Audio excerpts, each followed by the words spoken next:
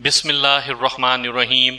सामईन कराम, आप सुन रहे हैं इंस्पेक्टर नवाज़ ख़ान के सिलसिले में एक उर्दू कहानी खेत में लाश, जिसके मुसन्निफ़ हैं ताहिर जावेद मुग़ल, और आप सुन रहे हैं इस सिलसिले की आखिरी और किस्त नंबर 3।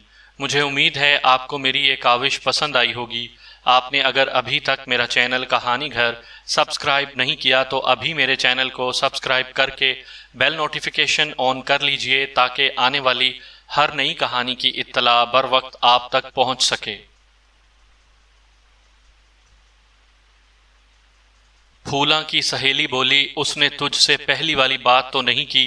चानन बोला, इतना दिमाग नहीं है उसका, और वो करता भी तो मैंने कौन सा कुछ बताना था।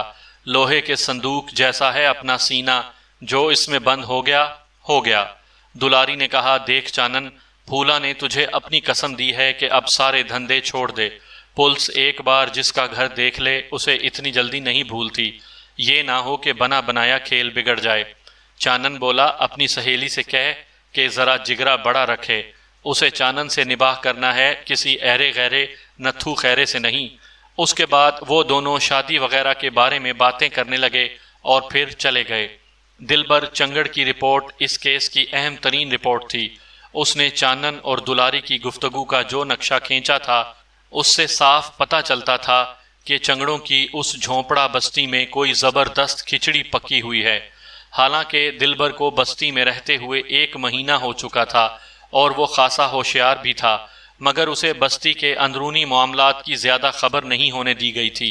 ये चंगड़ लोग राजदारी के मामले में अपने सगे बाप पर भी एतबार नहीं करते, और जो बस्ती की बात बाहर पहुंचाता है उसे सरदार की तरफ से सख्त सज़ा दी जाती है।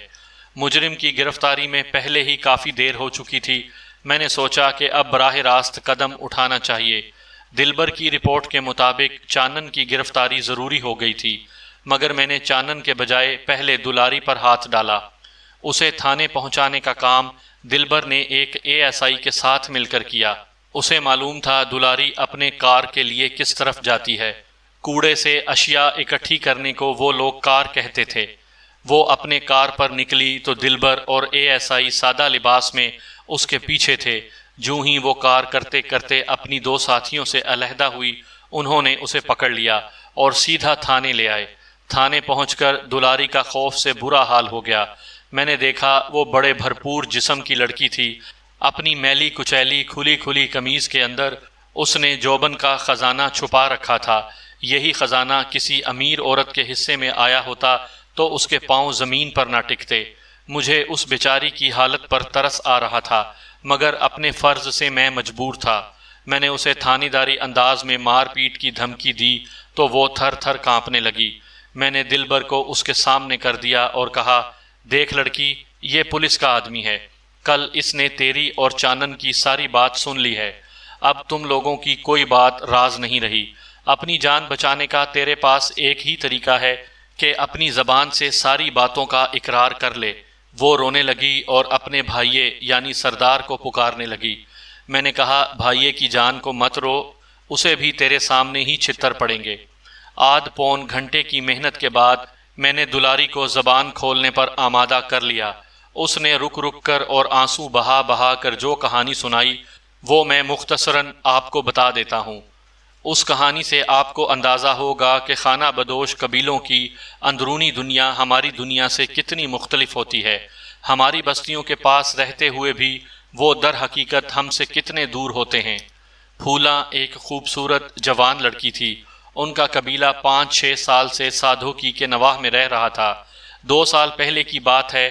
चौधरी तलकीन के एक दूध पीते बच्चे को दस्तों की शिकायत हो गई। किसी हकीम ने कहा कि इसे सिर्फ बकरी का दूध पिलाया जाए।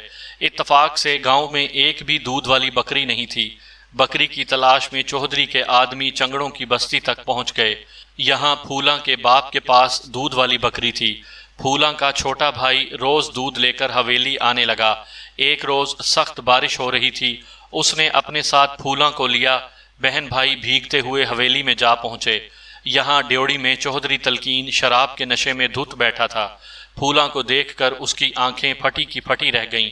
दोनों बहन भाई दूध देकर वापस जाने लगे तो उसने लड़के को दूध के पैसे देने के लिए 10 रुपए का नोट दिया और कहा कि वो रेज़गारी ले आए। लड़का चला गया तो वो कुत्ता बनकर फूला पर झपट पड़ा और ड्योढ़ी के साथ एक तारीक कमरे में उसकी इज्जत का दामन तार तार कर दिया। फूला इज्जत लुटाकर वापस चली गई। ये बात कब तक छुपी रहती, पूरी बस्ती में मशहूर हो गई। लुटेरा कोई आम शख्स होता तो झोंपड़ा बस्ती वाले उसके टुकड़े कर देते, मगर वो था चौधरी तलकीन, जिसकी पुश्त पनाही उसके 4 भाई भी करते रहे थे। उस पर हाथ डालने का मतलब 5 चौधरियों से टक्कर लेना था। कुछ अरसा बाद झोंपड़ा बस्ती वाले अपना डेरा उठाकर एक और गांव के नवाह में चले गए। दिन हफ्तों और हफ्ते महीनों में बदले, मगर फूला के दिल का जख्म वक्त के मरहम से मंदमिल ना हो सका।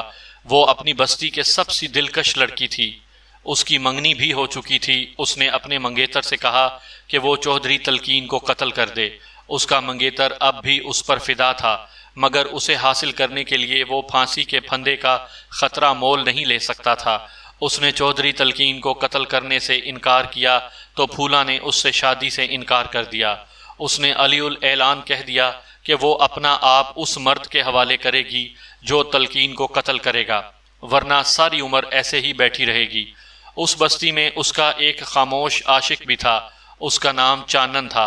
वो फूला से 3-4 साल छोटा था, मगर इश्क, जात पात, उम्र और ख़ानदान के फ़र्क को कब देखता है। चानन ने दिल में अहद कर लिया कि वो फूला के सर से चौधरी तलकीन की गाली ज़रूर उतारेगा। वो हर वक्त मौके की तलाश में रहने लगा। ये एक लंबी रुदाद है कि वो उस मौके तक कैसे पहुंचा। बिला आखिर उसने चौधरी तलकीन को जा लिया और पानी में डुबोकर हलाक कर दिया। दुलारी उस कत्ल की तमाम तफसीलात जानती थी। उसने बताया कि पीर की उस रात को चानन चौधरी तलकीन की घात में बैठा था। वो पेशाब करने के लिए जोहड़ के किनारे बैठा था। उसने उसे अंदर धक्का दे दिया और बाद में डबो डाला। दुलारी ने यह भी बताया कि चानन ने उस वारदात के लिए एक करीबी गांव से घोड़ा चुराया था। मैंने दुलारी से पूछा, चानन ने और कुछ नहीं बताया? मेरा मतलब है चौधरी तलकीन को मारने के बाद वो कहाँ गया? दुलारी ने कहा, उसके बाद उसने खोला हुआ घोड़ा वापस छोड़ा और बस्ती में आ गया। मैं समझ गया कि चानन के दूसरे कत्ल के बारे दुलारी को भी इल्म नहीं। दुलारी बुरी तरह रो रही थी। हिचकियों से उसका सीना ऐसे दहल रहा था जैसे समंदर में तूफान मचल रहा हो। वो चानन का अंजाम अपनी आंखों के सामने देख रही थी। मैंने उससे पूछा, चानन और फूला की शादी कब हो रही है? दुलारी ने जवाब दिया कि उनका बंधन तो हो चुका है, बस सुहाग रात गुजारनी बाकी है। सुहाग रात के लिए उसने कोई अजीब सा लफ्ज़ इस्तेमाल किया था जो मेरे जहन में नहीं आ रहा था। उन लोगों के कुछ अपने ही रस्म व रवाज थे। मैंने पूछा, कब है उनकी सुहाग रात? वो रोते हुए बोली, कल। फिर उसने मेरे सामने हाथ जोड़ते हुए कहा, थानेदार साहब, वो एक दूसरे से बड़ा प्यार करते हैं। वो एक दूसरे के बिना मर जाएंगे। बड़ा इंतज़ार किया है उन्होंने इस वेले का।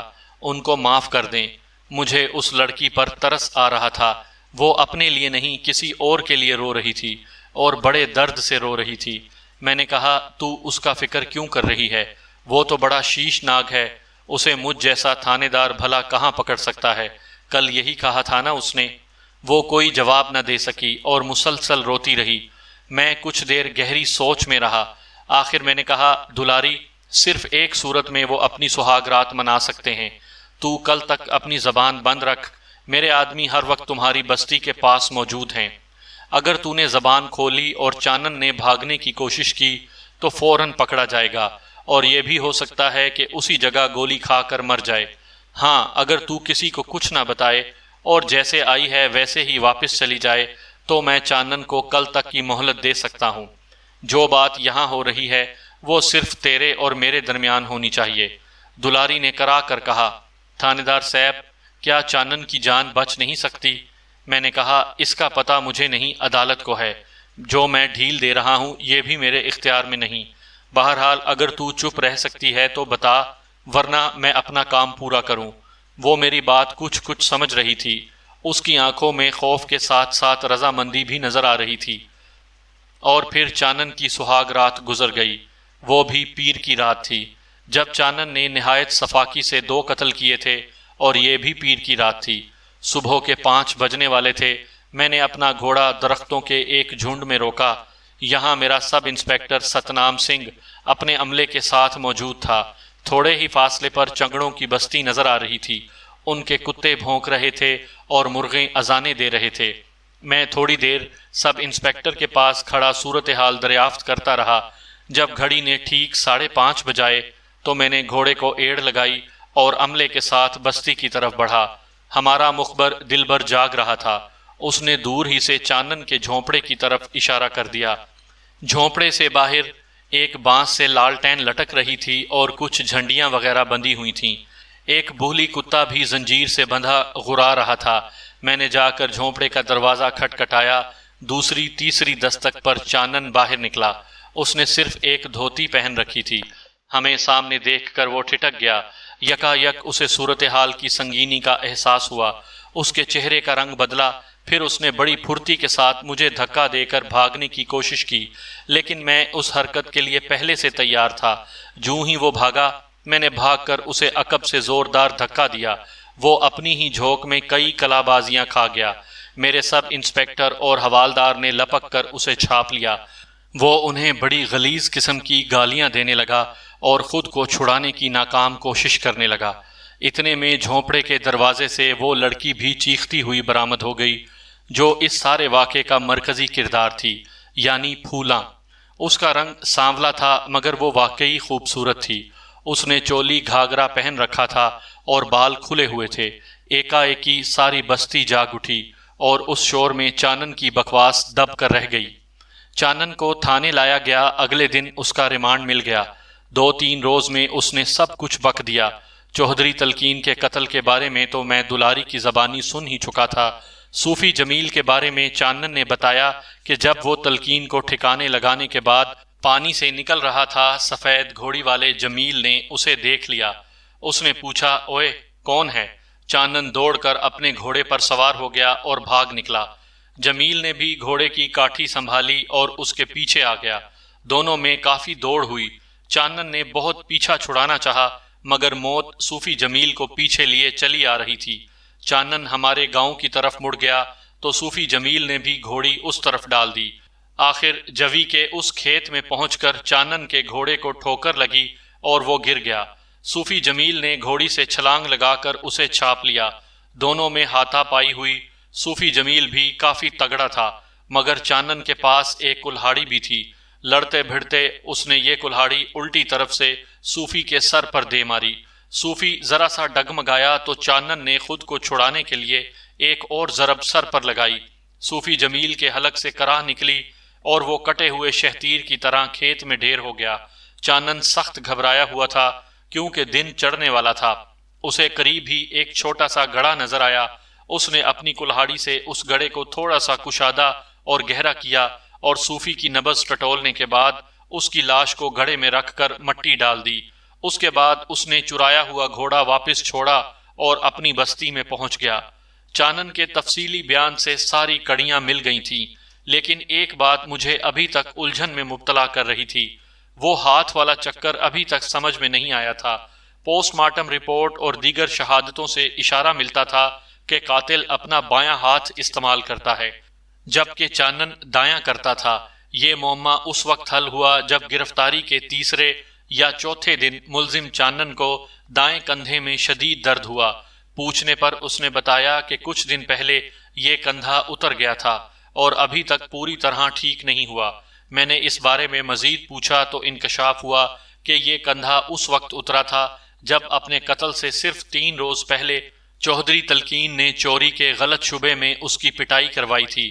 اس کا مطلب تھا 3 روز بعد جب چانن نے چوہدری کو قتل کیا اس وقت بھی اس کا دایاں بازو ٹھیک نہیں تھا۔ ظاہر ہے اس صورت میں اس نے کھبو نہ ہونے کے باوجود بایاں ہاتھ استعمال کرنا تھا۔ پولیس سرجن نے بالکل درست اندازہ لگایا تھا اور میرا قیافہ بھی درست تھا۔ چوہدری سراج اور حسین محمد پر میرا شبہ غلط ثابت ہو چکا تھا۔ وہ دونوں بے قصور تھے۔ صوفی جمیل کی پہلی بیوی کے بھائیوں کا بھی اس قتل سے کوئی تعلق نہیں تھا۔ جہاں تک صوفی جمیل کا تعلق ہے، مجھے اس کی موت پر افسوس تھا۔ اس نے اپنی طرف سے ایک اچھا کام کرنے کی کوشش کی لیکن بے موت مارا گیا۔ سیانے کہتے ہیں کہ بندے کے کرم اس کے سامنے ضرور آتے ہیں۔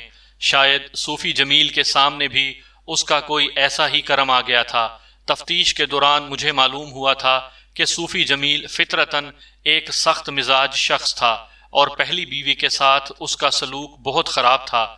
کیا معلوم اپنے ہی کسی معصوم بچے کی آہ اسے لے ڈوبی ہو۔ چانن نے اسے قتل کرنے کی کوشش نہیں کی تھی، صرف اس سے پیچھا چھڑانا چاہا تھا، مگر ضرب ایسی کاری لگی کہ وہ جانبر نہ ہو سکا۔ چوہدری تلقین کے قتل میں تو کوئی الجھن والی بات ہی نہیں تھی، اس کو کسی کے ہاتھوں مرنا ہی تھا۔ اگر میرے بس میں ہوتا تو چانن کو اس قتل پر شاباش دیتا، بلکہ میں نے اسے شاباش دی بھی تھی۔ یہ شاباش زبانی کلامی نہیں تھی، اسے اپنی محبوبہ کے ساتھ رات گزارنے کی مہلت دے کر میں نے اپنی خاموش شاباش کو عملی جامہ پہنایا تھا۔ چانن کو دوہرے قتل کے الزام میں سزائے موت ہوئی۔